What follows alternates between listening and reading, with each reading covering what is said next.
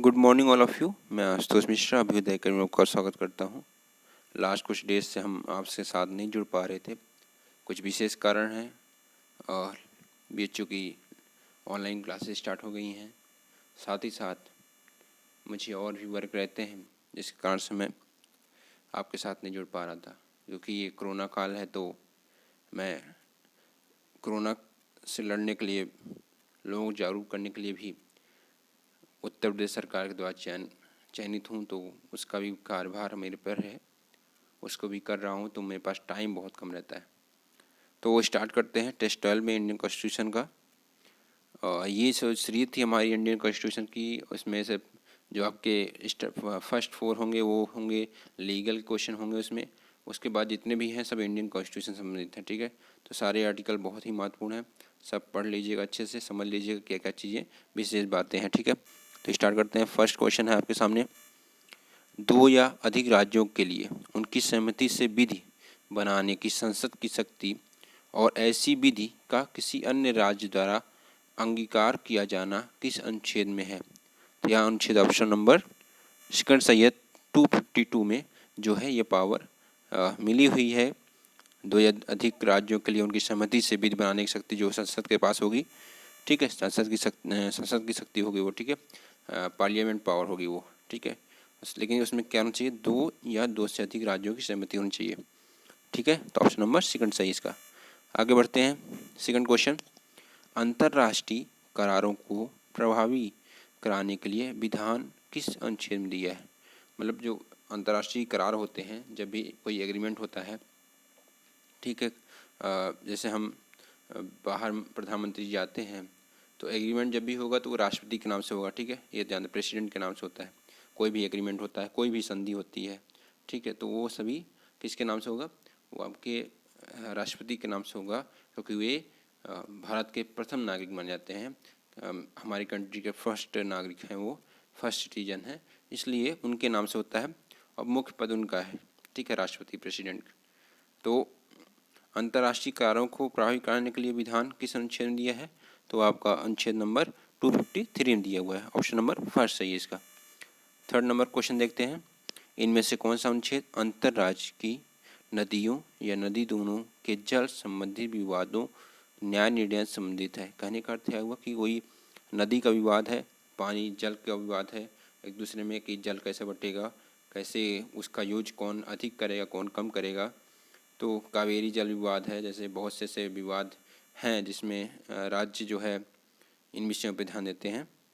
मतलब उसके लिए क्या है, सुप्रीम कोर्ट जा सकते हैं, और या तो प्रेसिडेंट उसके लिए क्या बनाए, कोई अंतर्राज्यीय जो है कोई एक संगठन बनाए, या उसको विवादों को निपटारे करने के लिए कुछ ऐसा कुछ बनाए जिसके माध्यम से उसका निपटारा हो सके, ठीक है। तो या तो परिषद का निर्माण करें उसके लिए। तो ऑप्शन नंबर इसमें कौन सही होगा? थर्ड में आपका सही होगा second number 262। Fourth number question है, अंतर्राज्य परिषद के संबंध में उपबंध किस अनुच्छेद में दिया है? Fourth question option number third सही है। 263 में अंतर्राज्य परिषद के संबंध में उपबंध दिया हुआ है। फिफ्थ नंबर क्वेश्चन है आपके सामने, अनुच्छेद 267 संबंधित है, आर्टिकल 267 इज रिलेटेड टू, किस संबंधित है? तो ये ऑप्शन नंबर सेकंड सही है इसका। आकस्मिकता निधि, कॉन्टीजेंसी फंड जो है इससे संबंधित है, ठीक है। ऑप्शन नंबर सेकंड सही है। 6 नंबर क्वेश्चन है, अनुच्छेद 279 संबंधित है किस विषय से? Article 279A is related to which subject? तो यह ऑप्शन नंबर फर्स्ट सही है, goods and service tax council, वस्तु एवं सेवा कर परिषद संबंधित है, ठीक है। और इसका तो आपने देखा ही है किससे किस संबंधित है। ये आपका 267 ना, यस 267 संबंधित है। और आगे बात करेंगे तो ये यूनियन टेरिटरीज में केंद्र शासित प्रदेश की प्रशासन संबंधित है। तो यह पहले ही है आपका जो है 238 से लेकर 243 के पहले 242 तक ये आपका केंद्र शासित प्रदेश संबंधित है, जो प्रशासन है उससे संबंधित है। तो वहाँ पे अगर होता तो ये, अगर ये विषय नहीं होता, अगर वहाँ पे केंद्र शासित प्रदेश की बात की गई होती, तो वहाँ पे आप आर्टिकल जो है आएगा आपका 238 से लेकर 242 तक, उसके बीच में कोई भी आता है तो वह किस में आएगा, केंद्र शासित प्रदेश सम्मिलित प्रशासन सम्मिलित है। और फाइनेंस कमीशन किस सम्मिलित है, 280 सम्मिलित है। आगे बढ़ते हैं, आगे ही गया क्वेश्चन आ गया 7th नंबर क्वेश्चन है, वित्त आयोग इनमें से किस अनुच्छेद सम्मिलित है, which of these article is related to finance commission. तो ऑप्शन नंबर 4 सही है, 280 से संबंधित है। ठीक है, आगे बढ़ते हैं 8th नंबर क्वेश्चन है आपके सामने, व्यापार वाणिज्य और समागम की स्वतंत्रता संबंधित है, article related to freedom of trade commerce and intercourse. तो ऑप्शन नंबर सेकंड सही है, 301 संबंधित है इससे। ठीक है, आगे बढ़ते हैं 9th नंबर क्वेश्चन है, व्यापार वाणिज्य और समागम पर निर्बंधन अधिरोपित करने की संसद की शक्ति निहित है, किस आर्टिकल में निहित है। तो वह article number 3rd number option सही है, 302 में यह पावर है कि वह किसी जो है संसद जो है विधि बना के किसी भी व्यापार को क्या कर दे, बैन कर सकती है, बंद कर सकती है, वह व्यापार नहीं होगा, अभी विरुद्ध हो जाएगा, ऐसा कुछ उसके पास पावर है। 10th नंबर क्वेश्चन, निर्वाचनों के अधीक्षण निर्देशन और नियंत्रण का निर्वाचन आयोग में निहित होना किस अनुच्छेद में है। ये निर्वाचन आयोग के गठन की बात करता है, तो किस में दिया हुआ है, ये आपका दिया हुआ है 324, 4th ऑप्शन सही है इसका। ठीक है, आगे बात करते हैं 11th नंबर क्वेश्चन, देवनागरी लिपि में संघ की आधिकारिक भाषा हिंदी होगी कहा गया है, तो यह किस में कहा गया है, यह कहा गया आपका 243, ऑप्शन नंबर 4 सही है इसका। ठीक है, 12th नंबर क्वेश्चन है, सर्वोच्च न्यायालय और उच्च न्यायालय में अधिनियमों विधेयकों आदि के लिए प्रयोग की जाने वाली भाषा किस अनुच्छेद से संबंधित है। तो वह किस अनुच्छेद से संबंधित है, सर्वोच्च न्यायालय उच्च न्यायालय की बात कर रहा है, सुप्रीम कोर्ट और हाई कोर्ट। तो वह आपका ऑप्शन नंबर 3rd सही है। ठीक है, 348।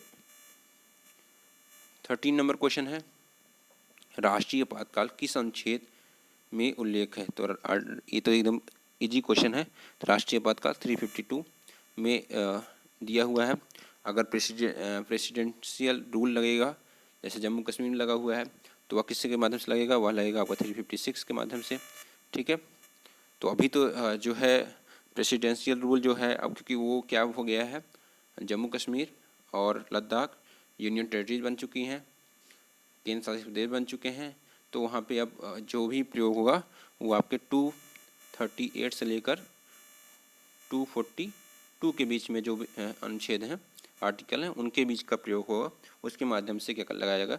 जहाँ तक है 239 ए बी या बी, ऐसा कुछ ऑप्शन और ऐसा कुछ जो है आर्टिकल है जिसके माध्यम से वहाँ पे ये लगा हुआ है, प्रेसिडेंशियल रूल लगा हुआ है। ठीक है, राष्ट्रपति शासन लगा हुआ है।